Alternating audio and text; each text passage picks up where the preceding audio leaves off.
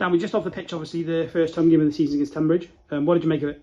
Yeah, I was really pleased with. Yeah, I'm pleased with a point. I think there's a bit of a tinge of disappointment because I think we could do better. Maybe leading twice and then giving 2 goals away. I do think it was probably a little bit dubious in terms of the penalty, but I'll watch that back before sort of making my mind up on that. But I didn't feel it was a bit harsh maybe, but we'll watch it back and see what I think about that. And obviously getting back ahead second half into 2-1 and then throwing away quite quickly was probably a bit disappointing. But I know Tonbridge are a really good football team. They've got some good experience in there. I think they've signed really well and they're real tough to play against side, and that's how I admire that. And Jay's got a good team there, and I want to be like that, and we want to be like that. And I think we made it tough for them to play against us today. And I thought we started the game really well, and I thought we deserved their goal. I thought from about 15 to 20 minutes we were really on top. We put some good balls in the box, and the goal come from that. It was good because it was something we'd worked on in terms of winning the ball and that third man run in the middle of the pitch, and that's really important. And then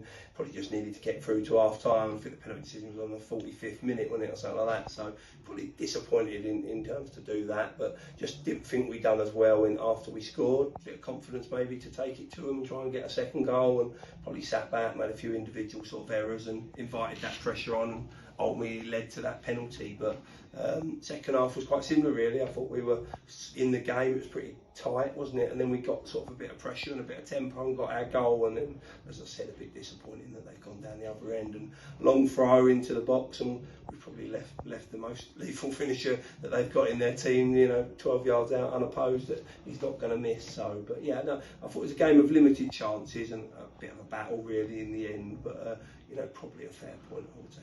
In regards to both of our goals as well, they weren't, I would say, probably chances. It was more the case of obviously Josh is there to finish off Charlie's initial shot, and Garrett's done well when the ball's fallen to him and taking a good shot and put it in. But there was no sort of chances that were created, I guess. No. I think Kerry made a great save in the first half, didn't he? And I think we've had a couple of half opportunities where we haven't quite got our shot off and stuff. And another there, goal that keeper saved and sort of parried it to Josh, didn't he? And wasn't loads of chances within the game. But then it does come down to set pieces, and I think that's probably early games to start the season where people are trying to find their feet. That is an avenue that you look to try and score, and they had a long throw, we had a long throw, and lots of balls into the box. But we're not just throwing them in there, we're trying to work stuff, we're trying to get bodies around the second ball, and I was pleased that the goals probably come from that in terms of players jumping on and sort of counter pressing that second ball. Obviously we go again now against Hemel on Monday. What can we expect from them?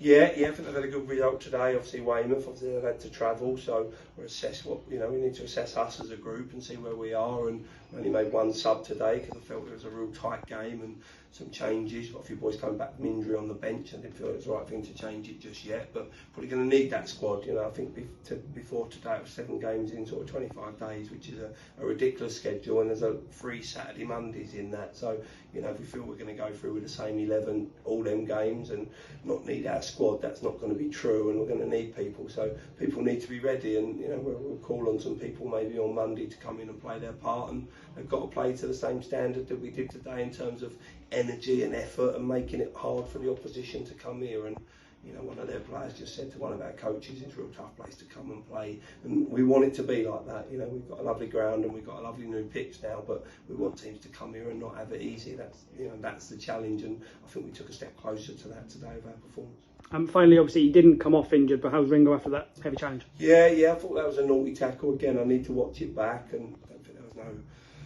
he's not that type of player, but I think he did go a little bit over the top. I think Ringo's old school, so I think his pads are a bit bigger than maybe some other players, so it probably took the whack quite well. But yeah, I thought the referee missed that opportunity, and I think the fourth official and the lino maybe could have stepped in, but without them having connections and communications with each other, then what's the point in a way? And I mean that in respect to them, it's making their job even harder because things can't be done, that things are being missed that they need help with. And so that's something we need to, hopefully the league can get that moving, because that was something that they were looking to do, but just to help them referees really. Cheers, Dan. Cheers, thank you.